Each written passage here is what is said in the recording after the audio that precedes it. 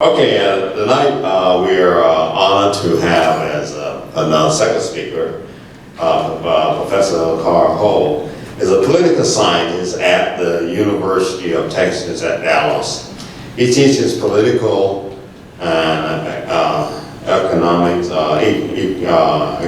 and public policy in Eastern Asia. His research focuses on East Asian and Chinese-Taiwan-U.S. relationship. He is the organizer of the UTD Taiwan Democracy Symposium, and he was awarded the Taiwan Fellow in 2018 and studied Taiwan New Southbound Policy. He is originally from Hong Kong, started off as a journalist major and professor of journalism after graduation. He's traveled in China extensively, covering stories during the country's embarkment of economic reforms. He has been a native in Taiwan elections and democratic research and comparative analysis of politicalism in Taiwan and the U.S. Let's welcome Dr. Ho.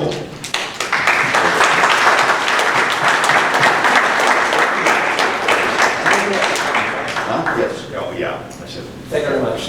Actually, the honors are mine. Thank you for hosting my talk and allowing me to share my research. Oh, thank you. Thank you.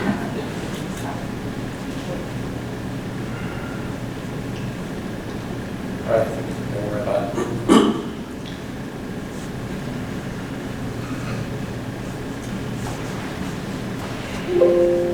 Okay, don't worry. Okay, good. Good. Here.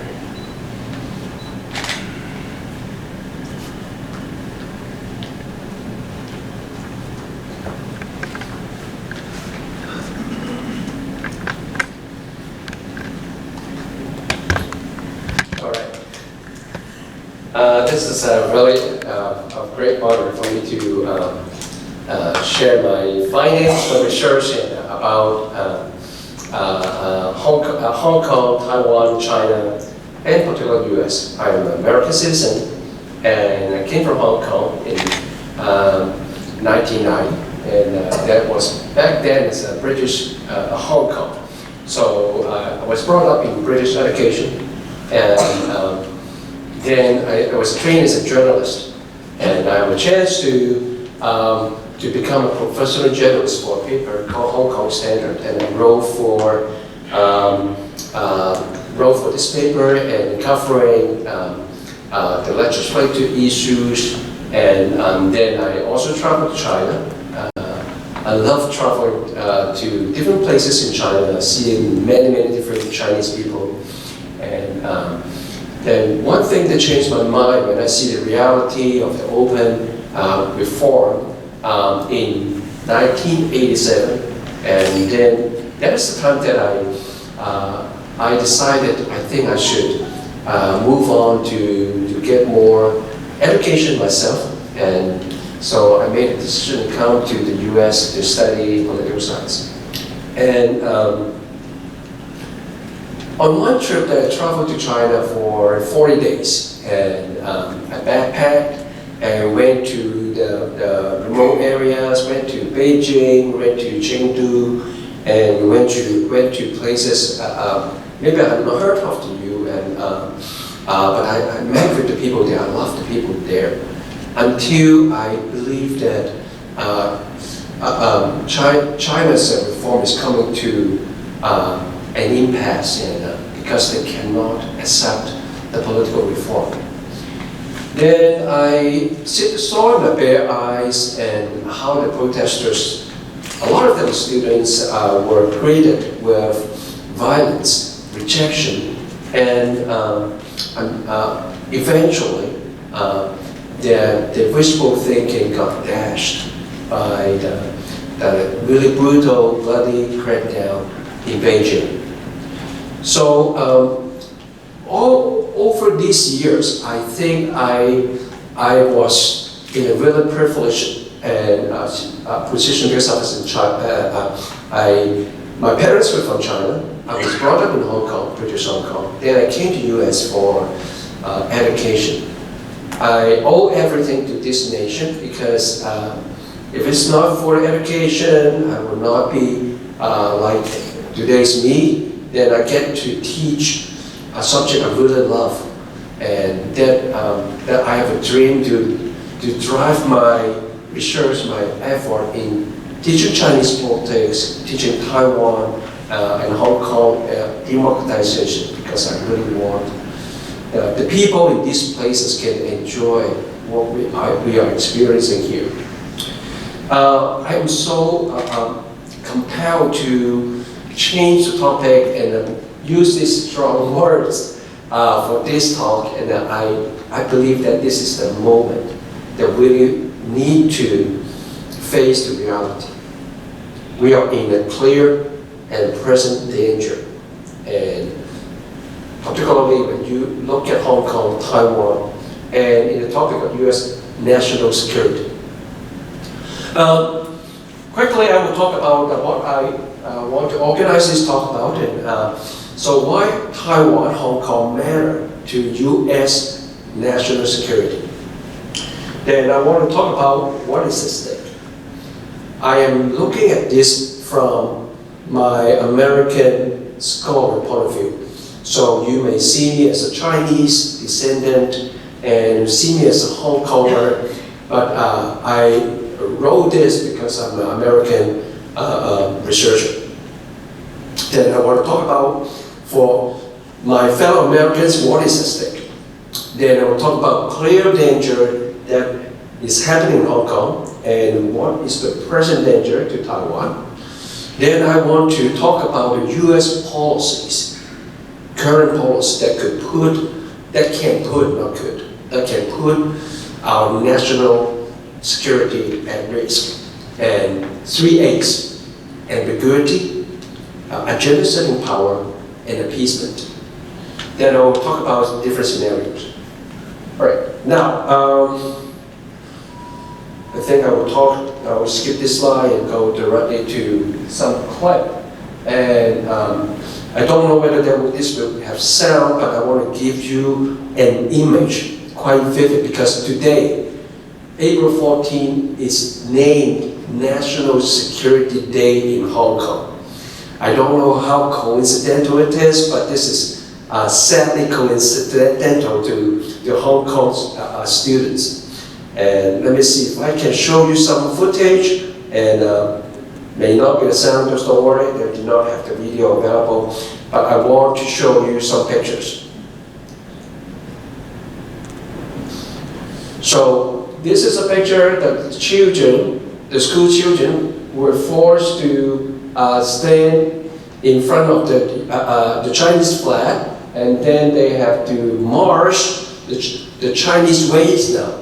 And in the past, Hong Kong used the British marching style, and you can tell they're basically from the traditional British style, and paying tribute to the Union Jack and sort of respect to the Queen. Then now you can see from the picture, they have to march the Soviet manner. The Soviet manner and the Chinese manner. And this may be new image to you because it disappeared for decades. And in Hong Kong, in the Western world now, a freer city in the world that have to adapt to this style.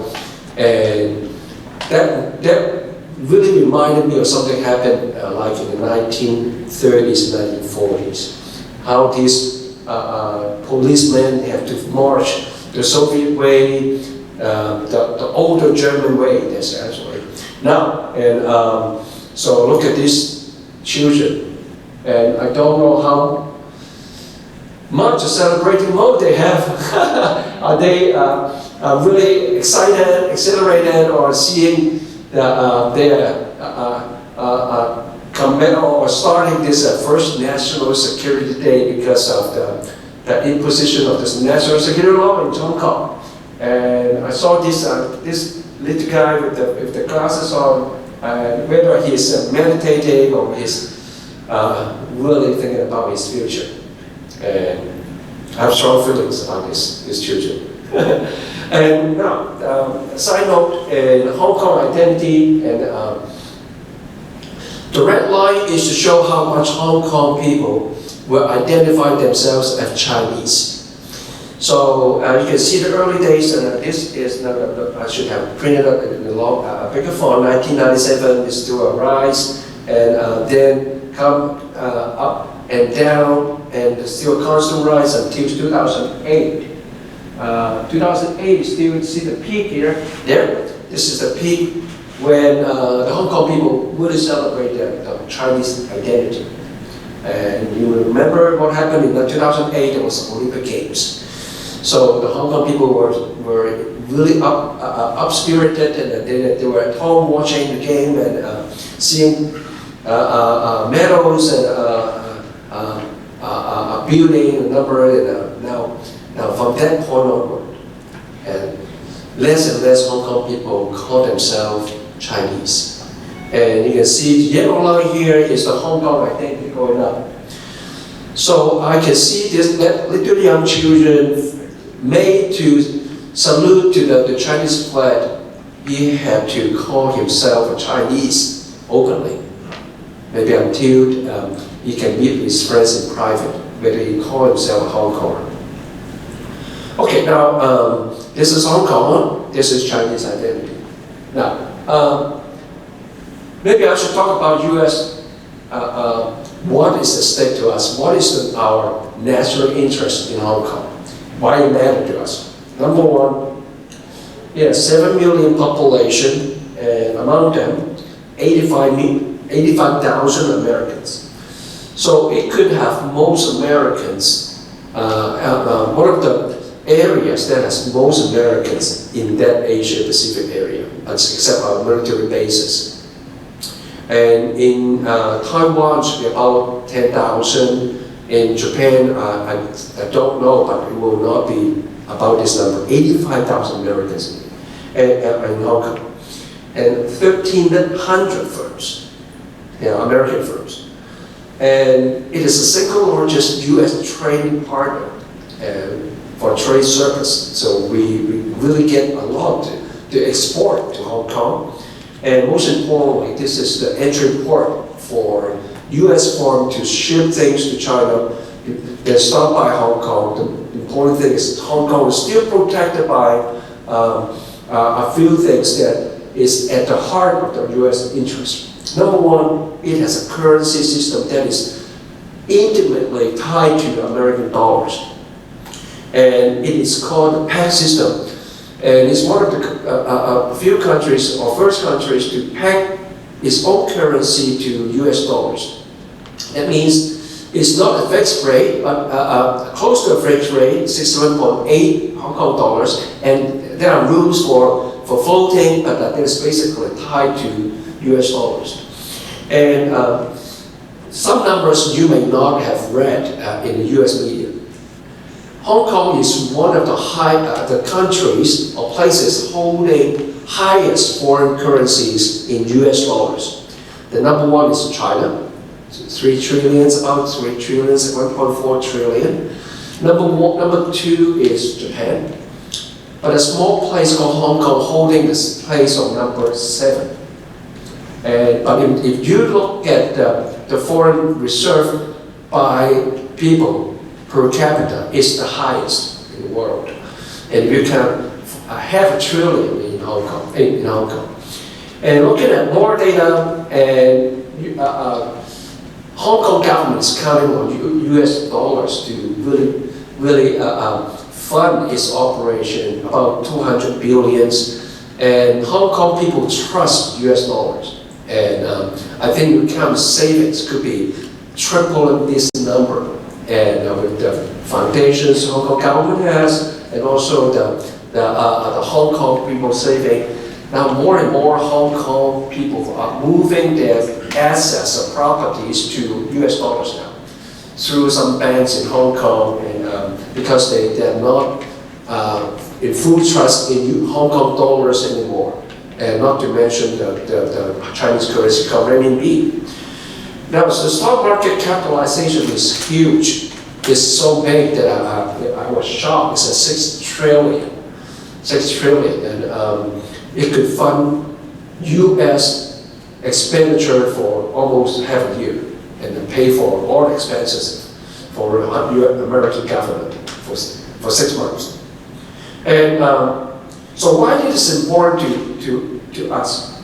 And because it's one of the important trading partner and with the safest window to trade with China. I don't know anyone is investing in China, but how much you can put in will not be equivalent to how much you can take out. So China will have some capital control, and if you do that in Hong Kong, that is different. Then you can get money out anytime, put in money anytime. It's the safest window to trade China because of 3 things. Number one, it is basically, I said basically, using the British legal system. And number 2, it is a bilingual society. You cannot find more people who can speak American English or English, British English, than Hong Kong in any Asian societies. And Japan, not much. Taiwan, some. And Singapore, maybe. Singapore, I think is comparable, but they have a smaller population. South Korea, not close. So that is the really bilingual society, only bilingual society that is best assets for American investors. But also there's one thing called the laissez-faire system, and Hong Kong is the freest city, not one of them, the freest city until 2019. In 2020, it was demoted to number 2 and surpassed by Singapore. But unfortunately, in 2021, according to the Heritage Foundation, Hong Kong is not even in the rank. Hong Kong is totally removed from the whole list because according to Heritage Foundation, this is very clear. It can only include countries exercising full sovereign control over their economic policies. Hong Kong has demonstrated so well how much an authoritarian country can supersede a free economy. So we let that happen, unfortunately. Then U.S. national interest is diminishing. Now there's one story that can really tell the story impressively. U.S. government sold consulate properties in Hong Kong.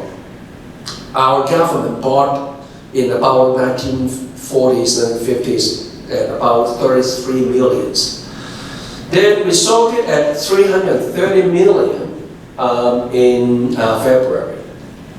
So actually, those properties has been risen, increased from 33 million to how much? 3.5 billion US dollars. So 3.3 billion for a few buildings. This is really unbelievable. That is really the case. But US still has to sell it at 5% of the estimated market price. Because US consulate back last year believed that if they do not sell it, this will become worthless. So the Chinese government block such a sale and don't let the market work for American sellers, and then because it become a really hostage issue until later in February, and allow American government to sell it at only 330 million. So one of the latest surveys by American Chamber of Commerce in Hong Kong found that the 1,300 firms, these business leaders, investors, they are almost overwhelmingly pessimistic about Hong Kong. So they don't think Hong Kong has a future. And Hong Kong is really on the decline, decay, but that is not something really remote to us. If Hong Kong loses its current international position, this is what is happening to us. US has to find an alternative to trade with China if it still wants to trade China. Will you choose Shanghai, Taipei, or Singapore? None of them could be really a good candidate to replace Hong Kong. None. And not even close. Singapore is also in a very difficult situation dealing with China. And Taipei cannot do it, Japan cannot do it, unless you want to do it in Shanghai or Shenzhen. And China will leverage Hong Kong's separate special status, affecting US dollars.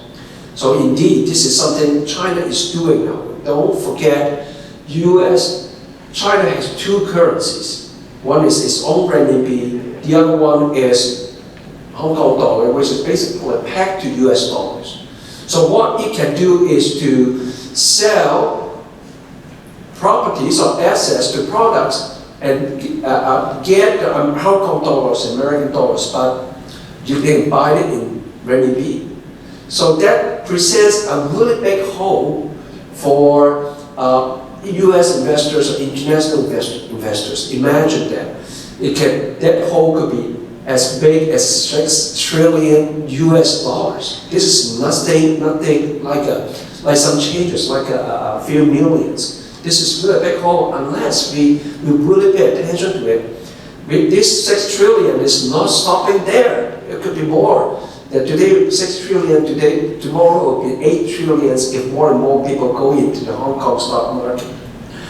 And it will be a blow to American interest and most importantly, the value of believing. Why? Since President Wilson introduced his principle of self-determination after the First World War, Hong Kong is the only place, this is the only population never given the right to talk about their destiny. So that is totally against what we promised to the world.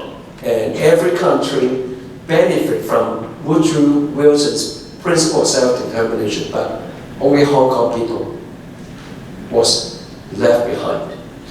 Democracy, market economy, freedom, individualism, and American values, American culture, and anything that we as Hong Kongers truly believe in, truly look up to, will be gone. So that would be a big blow to American interest. That could be the biggest blow to American interest since Pearl Harbor. Now, I think I have some more about Taiwan, and I don't have much time left, but I want to quickly talk about why U.S. national interest in Taiwan is also at high stake. 23 million population, and you may see that we do not have many Americans in Taiwan or Taipei, these big cities, but Americans can go to this place totally free for 90 days, come and go, stay there as long as you want to. But if Taiwan is gone and Americans cannot put a step on this Taiwan soil that easy. It is the sixth highest foreign reserve for the whole world, and just one step higher than Taiwan, and about 340 billions. And it is a sizable GDP, 1.3 trillion, about 116, maybe even more than most of the states here, maybe only a few states. And 10th largest US trading partner, and supporting more than 200,000 jobs, and this number is going up. And leaders on one important thing is Taiwan holds the key to the high-end semiconductor markets. So that means your phone, the next generation of phones, and chances are the chips are made in Taiwan. Now, fortunately and unfortunately, this technology is the holy grail for all the countries who want to control the world. That semiconductor technology is enabling us Americans to lead the world in technologies like mobile phones, AI, supercomputers, and medical devices, everything that needs to be driven by the semiconductors. Now imagine these manufacturing plants will be taken over by Chinese. So that means we will be begging a communist party to give us the chips in order that we can use our phone. This is not an easy to forget matter. Now, one more thing is about U.S. troops in Asia. And we have about 131,000, mostly in Japan, South Korea, and Singapore, a small portion in Singapore. Now, this is a map that we must pay attention to, or maybe I hope you will see the picture here. And usually I show it to my students, and we look into every country when we can. Now, this is a very important part for US and China relations. If Taiwan and Hong Kong, or Hong Kong alone taken over by People's Liberation Army, PLA, so what they can do is target only one place, which is called Taiwan. Now, if they take Taiwan, Okinawa cannot do much to really secure the area. That will open our window directly to Guam. That is our territory. That is our front door to Asia. That is our people there, our children there, soldiers there. So I'm not exaggerating. Things are happening really fast now, and I will give you some pictures. So Biden's policy on China, and this is something that I want to bring to your concern, bring to your attention. Number one, and Biden reiterated official relations with China, and Biden did do some, make some speeches, make some reactions, but rare compared to the previous administration. When you bring up Hong Kong to the president, he probably be quiet. Chances are he will be going away, walking away. Now, this is what he did to China, and he's sending John Kerry, an official cabinet member, to China next week. And they met with the Chinese officials in Alaska in last month. And Biden made a phone call to see. This is what he did so far. So he is sending Christopher Dodd to Taiwan and Taipei, but it's an official delegation, not much to say. Bear in mind that Dr. Chen mentioned about Hollywood. He's the big guy in Hollywood. In case you do not know, he is one of the key leaders of the businesses in Hollywood, and it's more like a symbolism than doing anything natural. When you talk about Hong Kong, and we bring up Hong Kong to Blinken or Biden, chances are they will say we do not endorse this, we are really mad, we are very sad, and boom, boom, boom, nothing, no action. So Biden reiterated strategic competition. He only said it's competition only, extreme competition, but not confrontation. But to our previous president, and his bottom line is clear. Let's make it very clear. China is the biggest adversary, no question about it. But Biden has been really ambiguous about this, and he's not really facing this issue. For Taiwan, Blinken just said, U.S. a series of commitment to Taiwan being able to defend itself. In other words, when they come, when the PLA comes, and you defend yourself, we will be there, maybe helping you by saying a few words. Head in there, head in there. That is something really imminent. Now for China, let me give you some updates in case the US media did not give you. And for China believed in Biden because Biden would be a brave of it. Indeed, this has been showing that lots of words, lots of talks, lots of negotiations, but actions, I don't see much actions.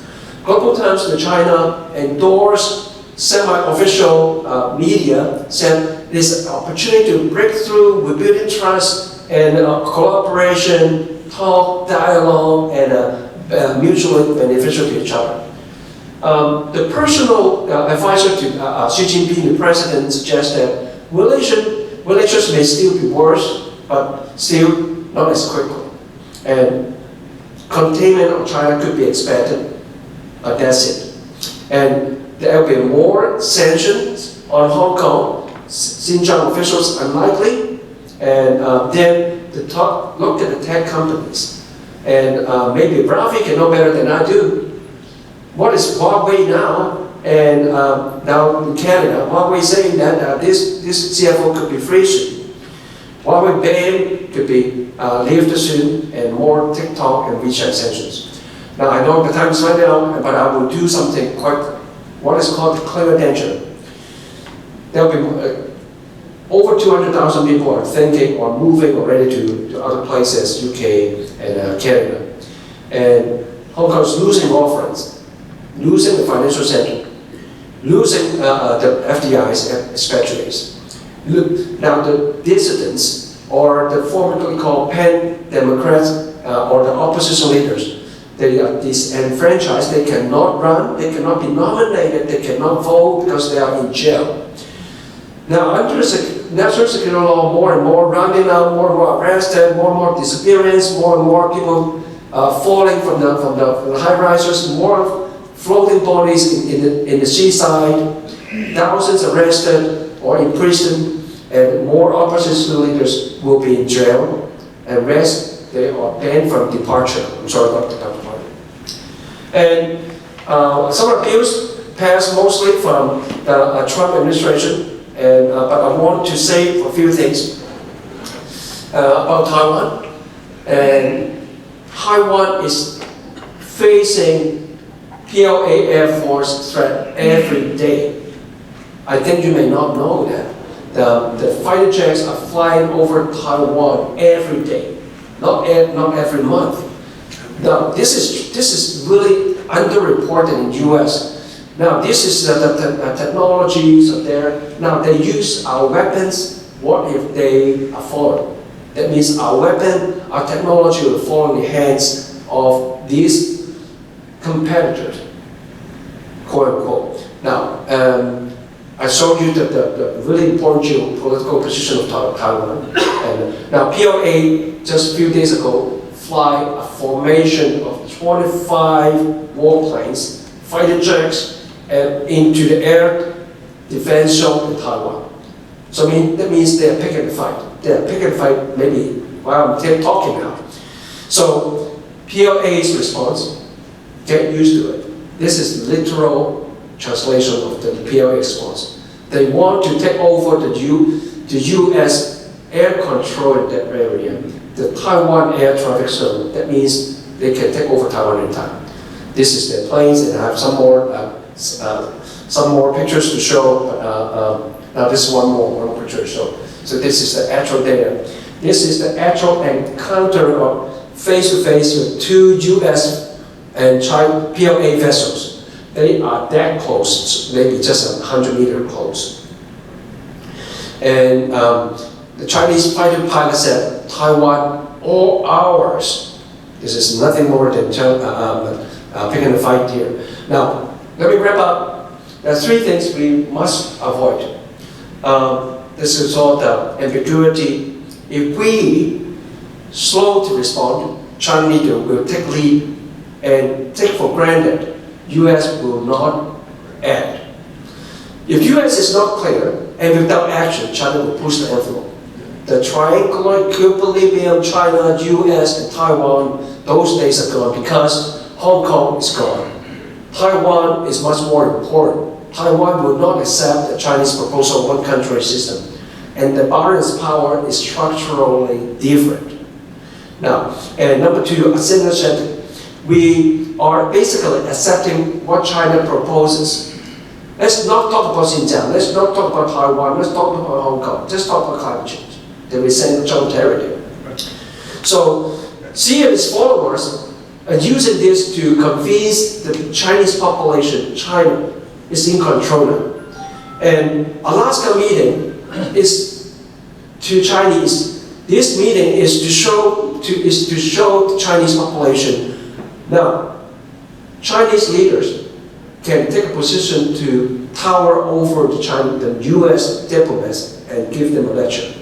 This is exactly what happened. Why this is why there's a national celebration in China. National. They even printed on the T-shirts. Now, number 3, appeasement. If U.S., Americans, every one of us turns a blind eye to Hong Kong and Taiwan, it says the president. This president is totally historic and allow a free city built on Western values and Washington consensus to success that will come to a fall. Now, there are 2 very important history lessons I want to remind everyone, every soul in this room. Imagine, U.S. gave up Berlin. Let Soviet Union take over Berlin. There won't be a West Germany, it won't be a Germany now. It won't be the fall of the Iron Curtain. Number 2, Chamberlain and Daladier let go of Czechoslovakia. What happened? What happened for that so-called Munich Agreement? This is what we are stepping into, this Munich Agreement, to allow someone take over Hong Kong, someone take over Taiwan, then we are coming to say, let's talk about climate change. Concluding, U.S. is dangerously close to repeating history in the face of unchecked pressure, and Dr. Chen gave so much evidence already, I don't have to repeat that. Losing Hong Kong will not be inconsequential, will not be nothing happening to us. It will come to us really with grave results. Losing Taiwan will be like another Pearl Harbor. That no one can disagree that, because this is so important. We cannot lose the beacon of democracy and freedom in Asia, and we cannot lose the semiconductor industry. And Asia-Pacific situation is begging for actions. Thank you.